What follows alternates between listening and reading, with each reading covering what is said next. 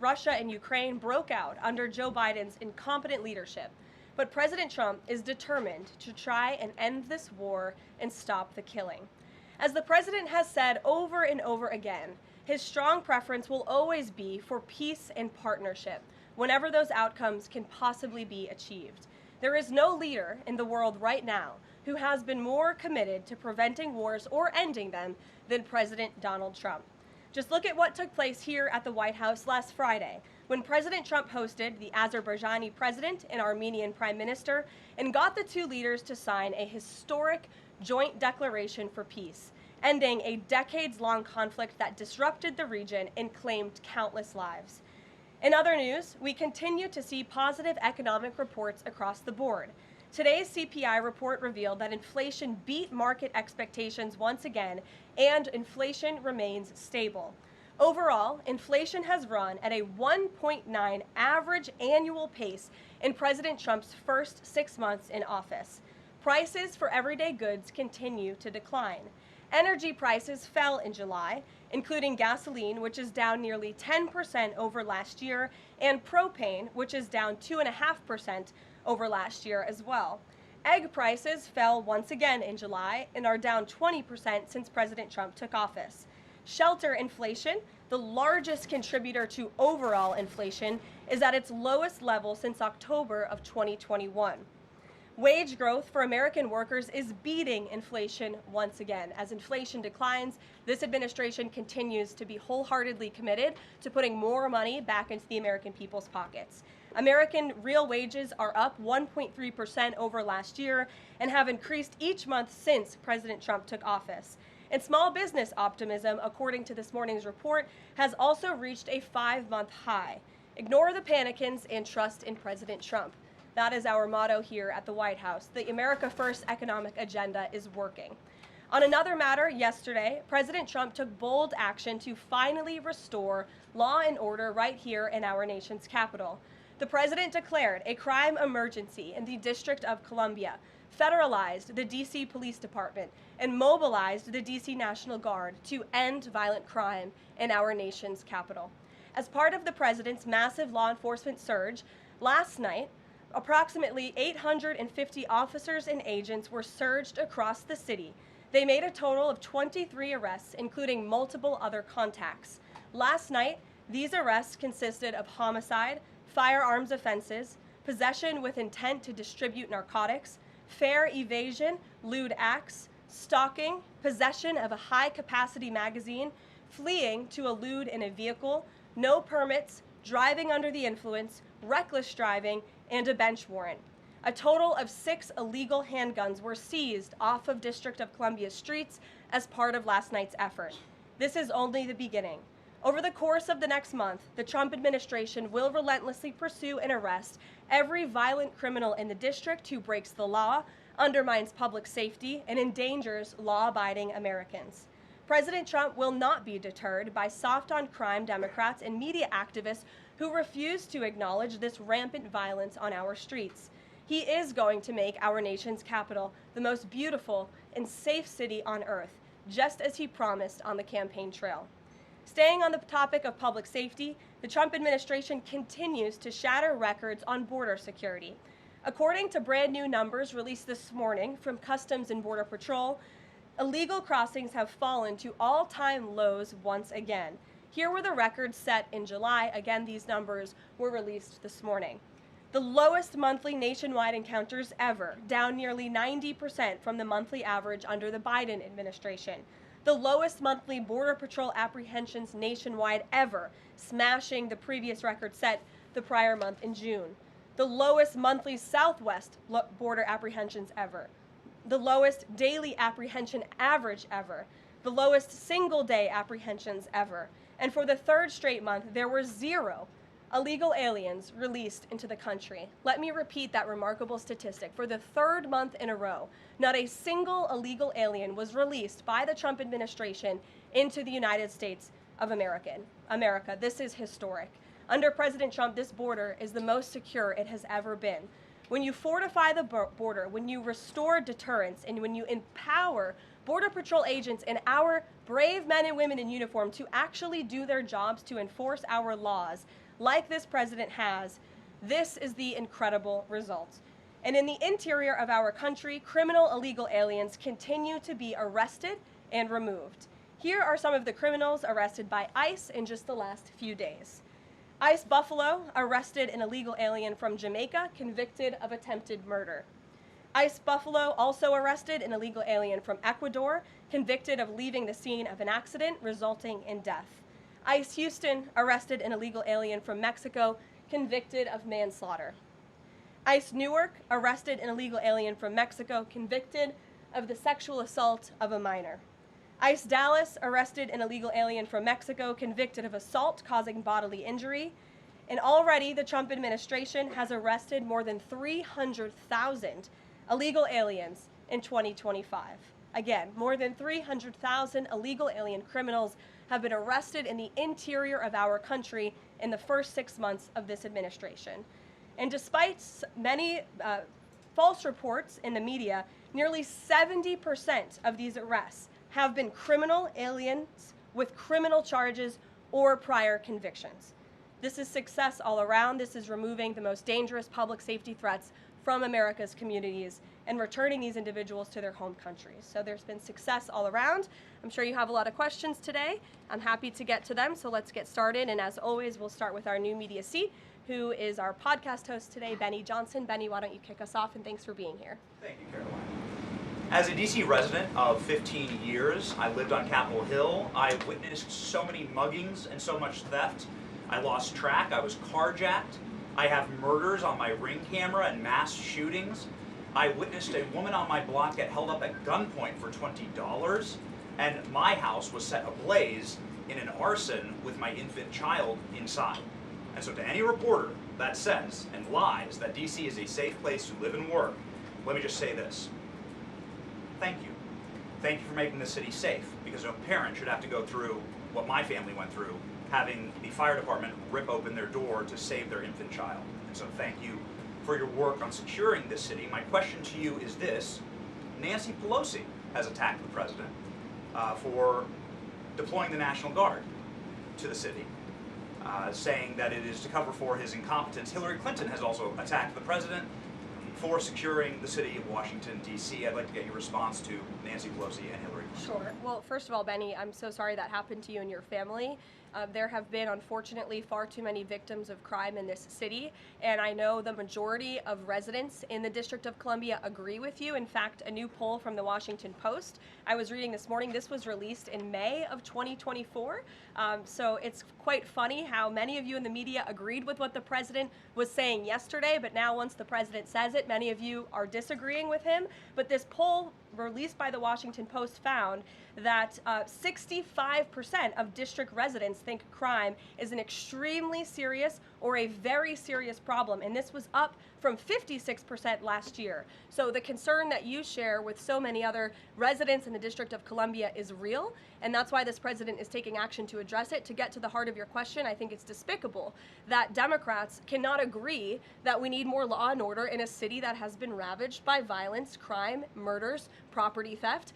This should be a winning issue for all Americans. I don't understand. It's just anything President Trump does, the Democrats want to disagree with. I think the president would love to work with Democrats on this issue to bring law and order to America's cities, but unfortunately they have failed, and that's why he's taken this historic action to federalize the National Guard. And as you're seeing from last night's numbers, we already have seen success. We are removing violent offenders, we are arresting criminals, and we are removing drugs and firearms off of the streets of the city to make it safer for all of its residents. Just a very quick follow-up to that. Given the heroic actions of a member of this administration just a few blocks from this building, will the president consider giving the Presidential Medal of Freedom to Big Balls? I haven't spoken to him about that, but perhaps it's something he would consider. I'll ask him and get back to you, Benny. Thanks for being here. Gabe. Thank you, Caroline. Regarding the Putin and President Trump summit on Friday, Why not invite Ukrainian President Zelensky to that summit? I know the president said yesterday that he planned to speak with him right after the summit and even before. But why not invite Zelensky, and whose decision was it to not invite him? Was it the president or was it President Putin? Well, this meeting came about because the president of Russia asked the president of the United States to meet through his special envoy, Steve Witkoff, who, as you all know, traveled to Russia to have a conversation with Putin at his request. And so the president is agreeing to this meeting at the request of President Putin. And the goal of this meeting for the president is to walk away with a better understanding of how we can end this war. And the president said at this podium yesterday when he joined all of you in the room that he hopes in the future there can be a trilateral meeting with these three leaders to finally bring this conflict to an end. But this administration has really used every lever, has taken every measure to achieve peace through a diplomatic solution. And I think the president of the United States getting in the room with the president of Russia, sitting face to face rather than speaking over the telephone, will give this president the best indication of how to end this war and where this is headed. And another question on something that happened yesterday, but I wanted to get the White House response. A judge ruled that the grand jury transcripts in Ghislaine Maxwell's case should not be released. What's the White House response to that? And do you plan to appeal? And what do you tell President Trump's supporters who want that information released? We think that decision is unfortunate. Of course, we moved to unseal that information because the president has said he wants to see credible evidence released. As for the appeal process, I would defer you to the Department of Justice for that. Rachel. Thanks so much, Karoline. We are learning that President Trump spoke with Ukrainian President Zelensky. I was curious if you can share any more details about their call, and did Zelensky give President Trump any red lines, any non-starters ahead of this summit on Friday? Look, I don't want to reveal the private conversations between the president and President Zelensky, but what I can tell you is that the president has deep respect for all parties that are involved in this conflict and are trying to bring this conflict to an end. After Special Envoy Witkoff returned from his meeting with President Putin in Russia, his first phone call was to President Trump. And President Trump's first phone call was to President Zelensky and to our friends in Europe to keep everybody in the loop about where the United States can see moving the ball forward to end this conflict. And so we continue to be very much engaged with President Zelensky and the Ukrainians, but also our allies in Europe as well. And then just one more for you. How does the president measure success coming out of this meeting? The president at times has suggested that Putin might be tapping him along. Is he prepared to walk out of this meeting if he senses that Putin is not serious about ending this war? I think I just answered that question for you and what the goal and the expectation of the meeting is. And I won't jump ahead of any hypotheticals, and I'll leave it to the president to speak to all of you after the meeting, which I'm very confident he will. Steve. Is he optimistic that a deal will emerge from this meeting, or is he simply going to listen? I think this is a listening exercise for the president. Look, only one party that's involved in this war is going to be present. And so this is for the president to go and to get, again, a more firm and better understanding of how we can hopefully bring this war to an end. Karoline, how did you settle on Alaska as the site for this? So there were some other sites being discussed. Is this like it was a midpoint between the two leaders? There were many sites discussed, but of course Alaska is a state within the United States of America, so the president is very honored and looks forward to hosting President Putin on American soil. Is there a joint news conference plan, or will the president have a solo one?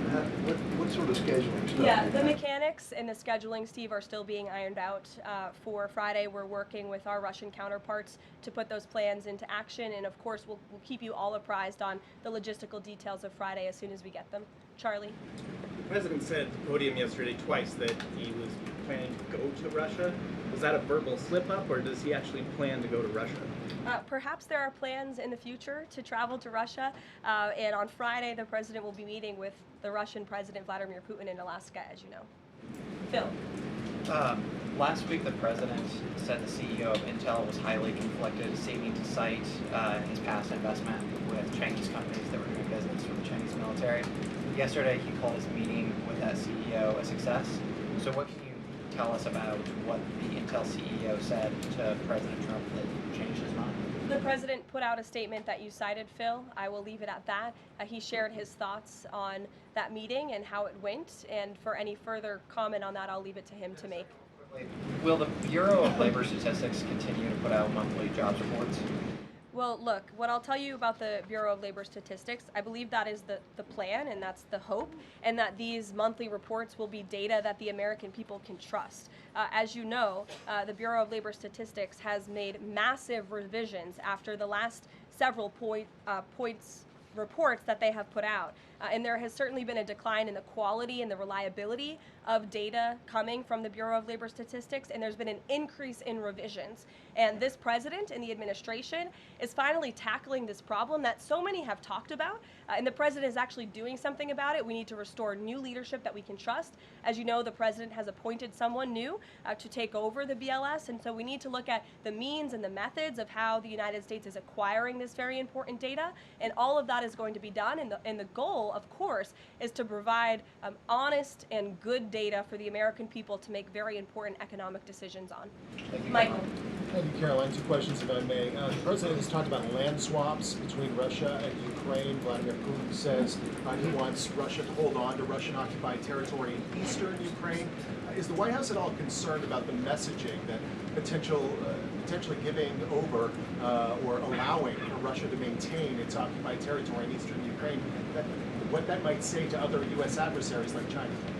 Look, right now, the President of the United States has done more to end this war than his predecessor, Joe Biden, who allowed this war to take place. This war, don't forget, happened at the result of the weakness and the incompetence of the previous administration. And so the president inherited this conflict, and he is determined to end it.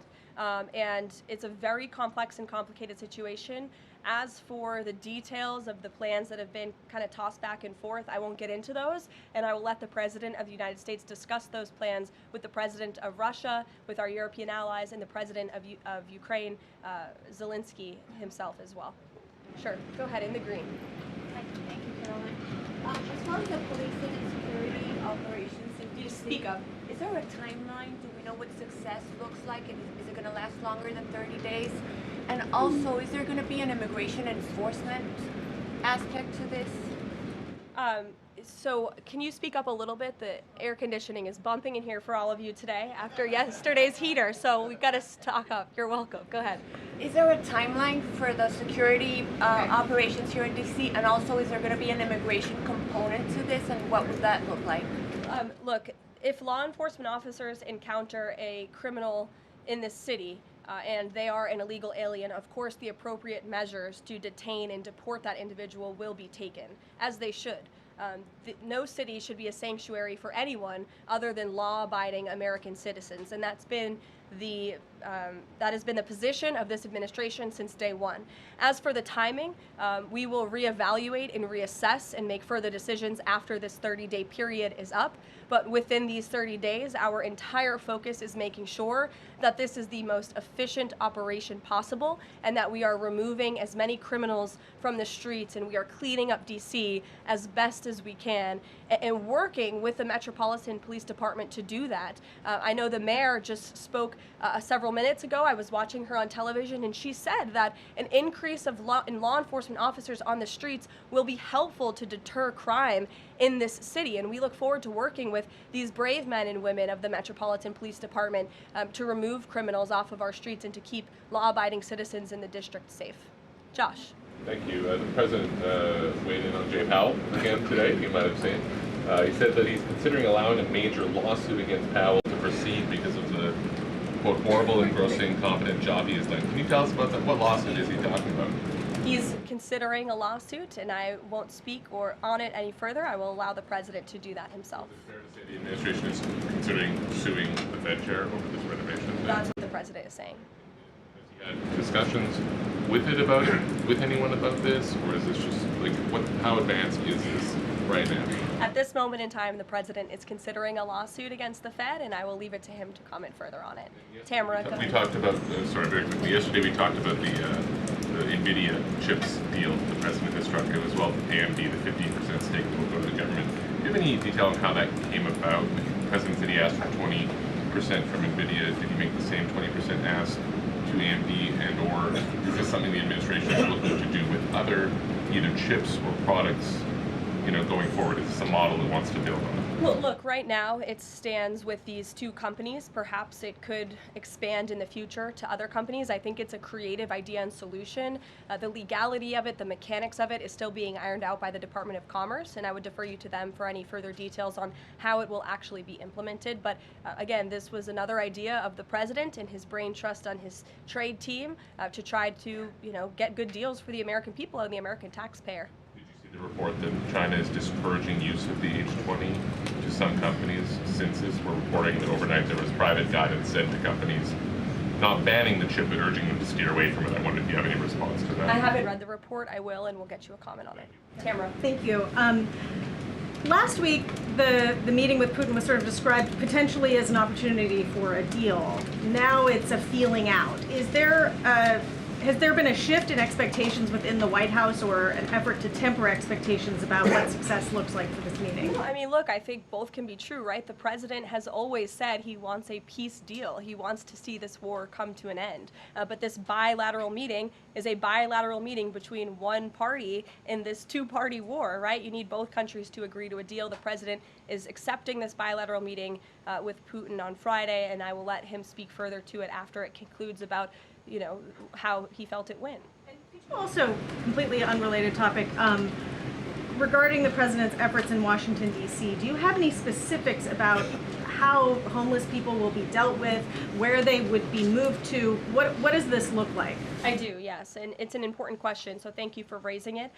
The Metropolitan Police Department, with the support of the new federal agencies who have been surging on the streets of the District of Columbia, are going to enforce the laws that are already on the books here in Washington, D.C. For far too long, these laws have been completely ignored, and the homelessness problem has ravaged the city. So D.C. Code 22-1307 and D.C. Municipal Regulation 24-100 give the Metropolitan Police Department the authority to take action when it comes to homeless encampments.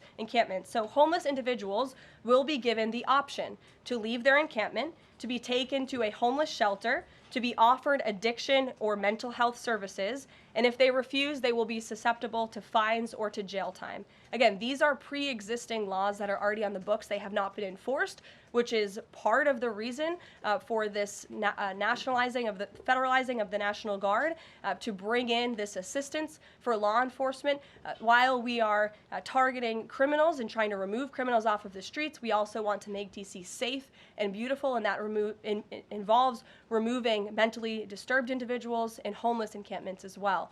So we will be using these regulations and code that already exists to clean up our streets, and we've already had great success. Not many of you picked up on this, but the United States Park Police has actually done remarkable work in terms of removing homeless encampments from the city. Since the president signed this executive order in March, 70 homeless encampments have been removed by the U.S. Park Police. There are only 2 homeless encampments remaining in D.C. federal parks under the National Park Service's jurisdiction, and the removal of those 2 remaining camps is scheduled for this week. So the U.S. Park Police will be leading this effort alongside MPD. Just very quickly, he had talked in one of his social media posts about moving them very far outside of the city. Is that off? No, it's not off. We're exploring how we could do that. But again, homeless shelters, offered addiction and mental health services, or jail if they refuse are the options on the table right now. And we'll continue to explore that option. Sure. Thank you so much, Karoline. President Zelensky said moments ago that he thinks Russia is preparing for a new offensive on at least 3 different areas of the front line. Is this something that you could confirm based on U.S. intelligence? And if the president sees that Putin is indeed planning major new offensive or moving troops, would he call off the meeting on Friday?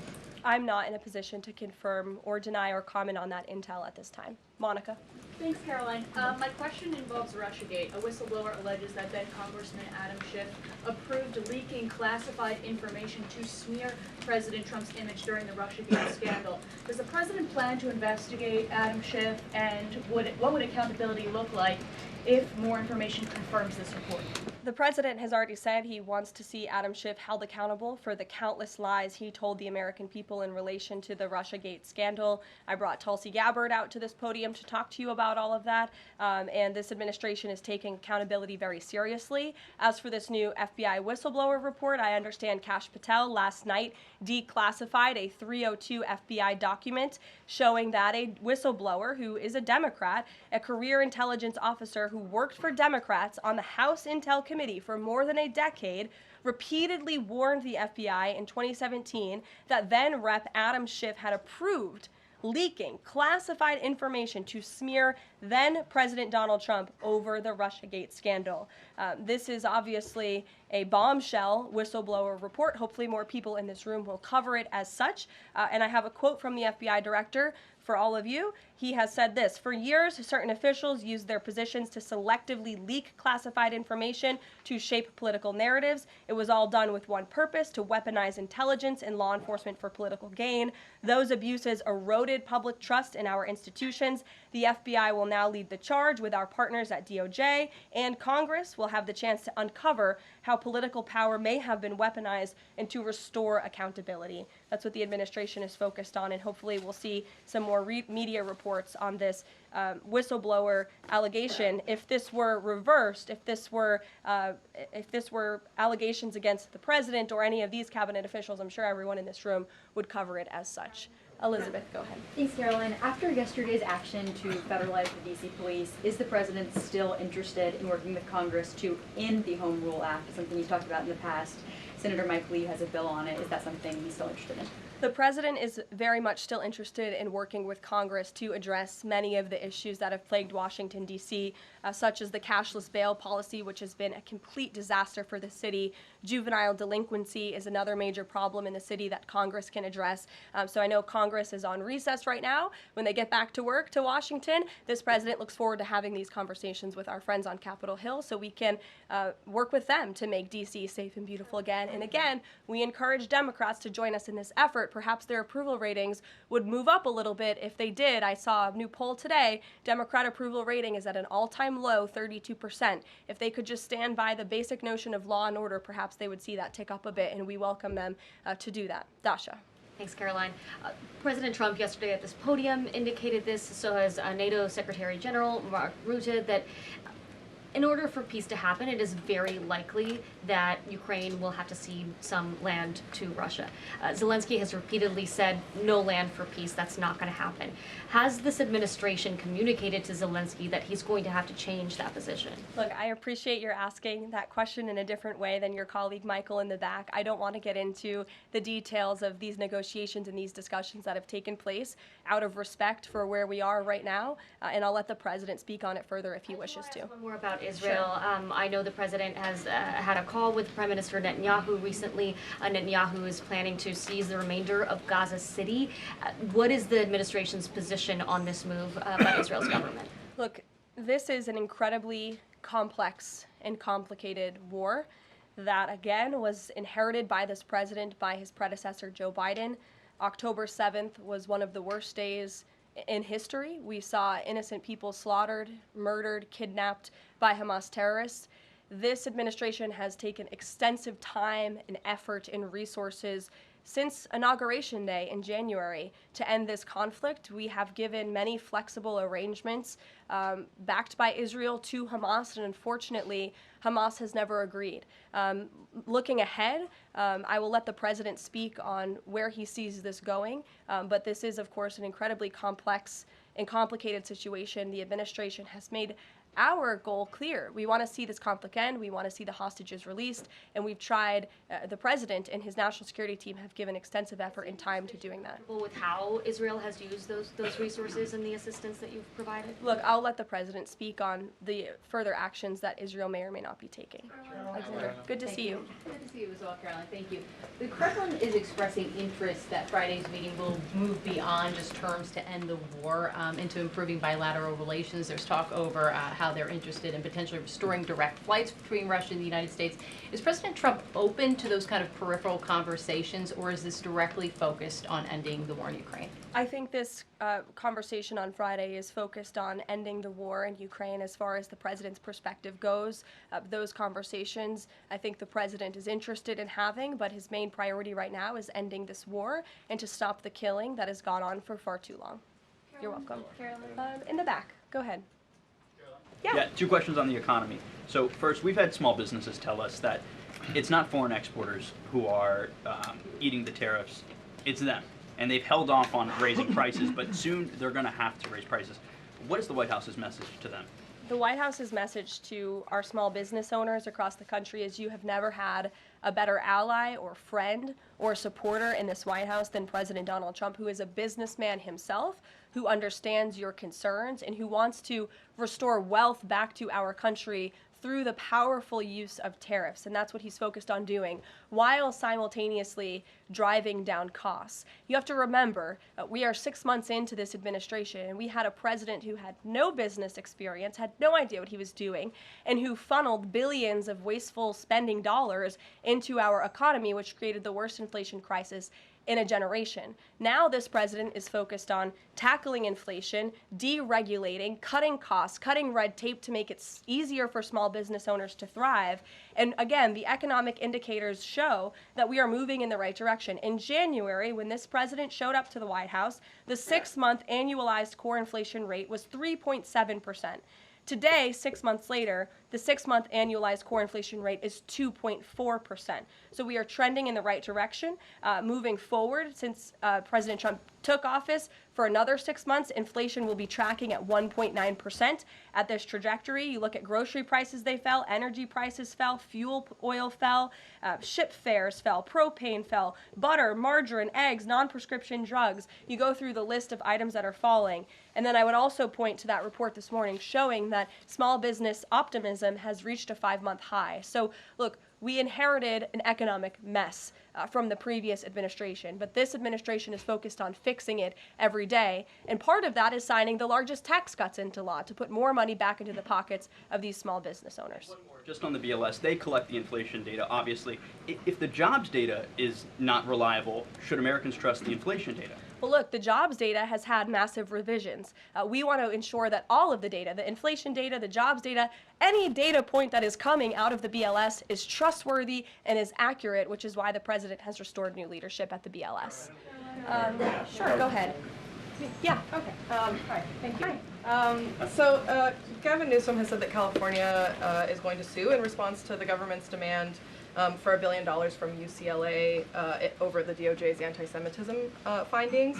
Newsom has called this extortion and ransom, so I'm wondering what the White House's response is to Newsom on UCLA. Bring it on, Gavin. This administration is well within its legal right to do this, and we want to ensure that our colleges and our universities are respecting the First Amendment rights and the religious liberties of students on their campuses, and UCLA has failed to do that. And I have a whole list of examples that I will forward to Gavin Newsom's press office if he hasn't seen them himself. Brett.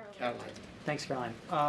What was the reason that President Trump chose to move on from Billy Long as IRS commissioner? Look, I think the president wants to see Billy Long as the ambassador to Iceland. As you know, that is where he will be headed. And the president loves Billy Long, and he thinks that he can serve the administration well in this position. For now, Secretary Scott Besson will be the acting IRS commissioner. Timeline for announcing a new pick? Go ahead. Thank you. Oh, Ed, go ahead, but wait, then in the back. Yes. Go in the back first. Okay, sure. Thanks, Caroline. One foreign policy and then one domestic question, if I may.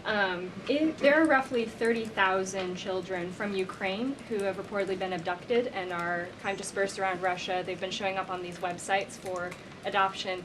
Is their return a red line for the president in any deal ending the war? The administration is aware of these reports. I don't want to set red lines for the president on his behalf from this podium.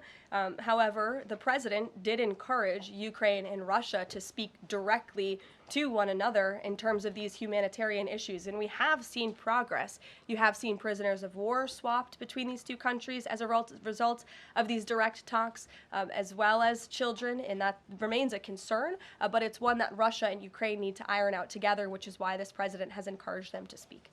Ed. And then if I can, Sure. The DC action real quick. The president said yesterday that this is a model federalizing the National Guard that could be used to combat really high rates of crime in other cities like Chicago, LA, Baltimore. What sort of authority would he have to deploy forces like that, absent the Home Rule Act? Look, the president is speaking about what he'd like to see take place in other cities around the country. Right now, this administration is focused on making D.C. safe and beautiful again. When the time comes, we'll talk about that. But I will note that the president wants to see all of our nation's cities be safe. But I think starting with our nation's capital is a great place to begin, and it should serve as a model for the rest of the country. Ed. Just to bind up a few of the DC things, because a lot of them have been asked, but in talking with Congress about potential changes to home rule and whatever else, would he also push the House to finally pass DC's budget so that it has access to all that money that it does need for policing, for schools, and for other services here in the city? Yes, and as you know, he has done that. He put out a statement calling on the House to take up the Senate's legislation, and he stands by that position. Let me take you back to something from last month. You guys announced the president was diagnosed with chronic venous insufficiency after his legs were seen swelling. How's he being treated for that? And while you were upfront about those health issues, curious if the White House would be willing to let us speak with his physician directly about those health issues. I know there were a lot of concerns about the last White House not making the physician available. Would the physician be available in this case? I don't want to make that commitment on behalf of the physician, but it's certainly something we can look into and explore out of the effort of transparency, because unlike the previous White House, there is nothing to hide. You guys see this president working around the clock, literally 24/7, all of the time, and I will be happy to look into that request. Can we at least get an update on how he's being treated for the swelling legs and for the hands and the other issues? Look, you see the president every day. He's moving, he's working, he's continuing. There have been no adjustments made to his lifestyle. Thanks, Karoline. I have two questions, one on DC, but on the Putin meeting on Friday, does the president plan to meet with Putin one-on-one? Yes, that's part of the plan. And as for the other mechanics and logistics, I will let our team speak to that when they're ironed out. And on what's happening in DC with the federal takeover, what we've heard from the mayor and the police chief is that their understanding is there has been no change in the leadership structure. In the White House's view, who is in charge of the MPD right now? If you read the executive order, it will tell you the leadership structure is as follows. We plan to work with the Metropolitan Police Department, but ultimately the chain of command is as such. The President of the United States, the Attorney General of the United States, our DEA Administrator, Terry Cole, who is now serving ahead of the Chief of the Metropolitan Police Department. They will be working together. Nope, Terry Cole, as you heard from this briefing room yesterday, is in charge of the Metropolitan Police Department, and he's working with the chief to ensure that law enforcement officers are allowed to do their jobs in this city. Caroline? Yeah, thanks, Caroline. I know you said earlier the hope is to maintain monthly job reports, but the president's new nominee for BLS Commissioner E.J. Antoni recently told Fox Business that the BLS should suspend issuing monthly job reports and only issue quarterly reports until the jobs data methodology is corrected. So does the president disagree with that assessment that his nominee is said there, or suspending these monthly job reports a real option? I think he floated the idea of possibly suspending until they can get the data and the methodology in order. And this president wants to ensure that the BLS, again, is putting out accurate and honest data that the American people can trust. Since you brought up the new commissioner, he holds a master's and doctor's degree in economics from Northern Illinois University. He's the chief economist in the Heritage Foundation's Center for the Federal Budget. And in addition to his work at Heritage, he has multiple other roles. He's been widely renowned for his work on economic issues. He's been called before Congress to testify as an economic expert. So he's a qualified individual, and the president trusts him to lead this important department. Take a couple more questions. Sure, go ahead. Given that the administration now has jurisdiction over MPD, can we expect, does that mean like personnel changes, hiring, firing? Can we expect leadership changes internally in the Metropolitan Police Department? I just walked through what the leadership structure looks like right now. Within the uniformed police department, right? I mean, does that mean that the Attorney General, others kind of have the ability to make those personnel decisions? I would imagine it means they have the ability. As for any changes, I'm not tracking any. Again, we look forward to working alongside the Metropolitan Police Department, and we did that last night successfully, and we hope we can do that for the next 29 nights. Go ahead. Karoline, Yes. So in light of reports that ICE agents detained a 15-year-old student with disabilities outside an LA high school, even leaving bullets on the sidewalk, how does the Trump administration plan to ensure parents that their children can return to school without fear of being wrongfully detained or endangered by federal agents? Where'd you see that report? LA Times. Okay, well, I'll have to look into the veracity of that report. I read the LA Times almost every single day, and they are notorious for misleading the public. I'm sure there's more to that story than the way that you just characterized it. This administration wants to ensure that all school children across the country in every city, from Los Angeles to DC, can go to school safely. And that's part of this administration's effort to federalize the National Guard in Washington, to ensure that ICE is removing child predators. I just read you a list of a handful, just a handful, of the hundreds of thousands of child predators that this administration is removing off of the streets of Los Angeles and every other community across this country, because we want to ensure this is a country where American school children can be safe, where they can prosper, and where they are not threatened by violent criminals, whether they are illegal or whether they are American citizen homegrown criminals, as this president calls them. So I will gladly go check on that report, and I'll get you the facts. Thank you. Karoline. Thank you. Thank you.